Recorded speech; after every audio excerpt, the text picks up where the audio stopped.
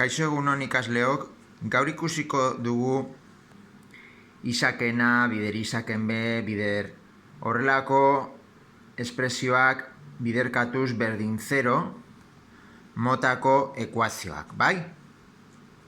Beno, zuek baldin badaukazute ekuazio bat horrela adierazita biderkagaietan, bai? Hemen ikustizute hiru polinomio biderkatuz, bai? Baina egon daiteke edozein motako ekuazioa parentesionen barruan. Egon daitezke ikusi duguna errodun ekuazioak edo zatiki algebraiko duen ekuazioak, bai? Baldin badaude ekuazioak horrela biderkatuz berdin zero motarekin, ez da beharrezkoa biderkatzea hiru polinomio hauek batera, bai? Beti egin behar duguna da polinomio bakoitzetik, hau da, ekuazio mota bakoitzetik, adar bat atera, bai? Hau da, lehenengo adarra, isaken hirurena izango da bigarren ekuazioarena, eta isa berbi gehi lau isaken birena, adibide honetan, izango litzateke hirugarren adarra.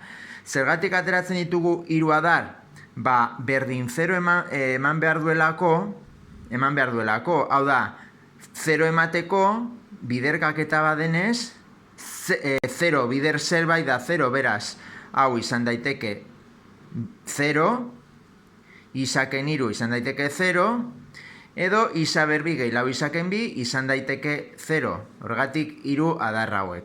Beraz, hemen bakarrik egin behar duguna da, ekuazio bakoitza ebatzi. Kasu honetan hemen daukagu lehenengo mailakoa, minus bat hau bestaldera, bai? Hemen daukagu lehenengo soluzioa, ekuazio honen lehenengo soluzioa. Isaken hiru berdin zero egiten badegu, bigarren ekuazionen emaitza, hirua bestaldera pasaz, izango litzateke hiru, bai? Eta gero daukagu bigarren mailako ekuazio bat hemen, berdin zero izan daiteke ere bai, orduan egiten dugu minus b plus minus erro b berbiken lau ab, que lau ac barkatu zati bia, bai? Minus b, hau da minus lau, erro b berbi, lau berbi, ken lau bider a, koefizientea dela bat, bider c dela minus bi, zati bi bider a dela bat, bai?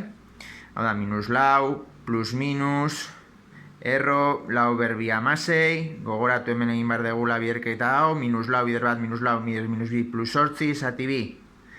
Bai, hemen ikuste zuten, minus lau plus minus erro hogeita lau zati bi, minus lau plus minus, bueno, hemen egin dugu bi erro 6, hau da, hemen deskomposatu dugu, hau da, bi berriru, eta gero atera dugu errotik, bale? Eta utzi dugu erroan bi eta hiru 6, bale? Baina, bueno, hau da, zehatza ez duelako ematen, bale? Eta hemen aterako genituzke bi emaitzak, minus lau plus bi erro 6 zati bi, eta bestaletik minus lau ken bi erro 6 zati bi, bale? Hau da, ekuazio honen soluzioak lau izango lirateke. Hemendik aterata isa azpi bat berdin bat, hemendik ateraka isa azpi bi berdin hiru, eta hemendik aterata isa azpi hiru eta isa azpi lau hau, bale? Ikuste zutenez, biderkatzen zute isa bider isa da isa berbi, bider isa berbi da isa ber lau, bale? Lau emaitz izango ditu, bale? Baina zen bezala, ekuazio mota hauek izan ditzakete parentesi barruan ikusi dugun edozein ekuazio, bale? Bueno, hau da, isakena, isaken be eta bar berdin zero motako ekuazioi buruz jakin behar dezutena.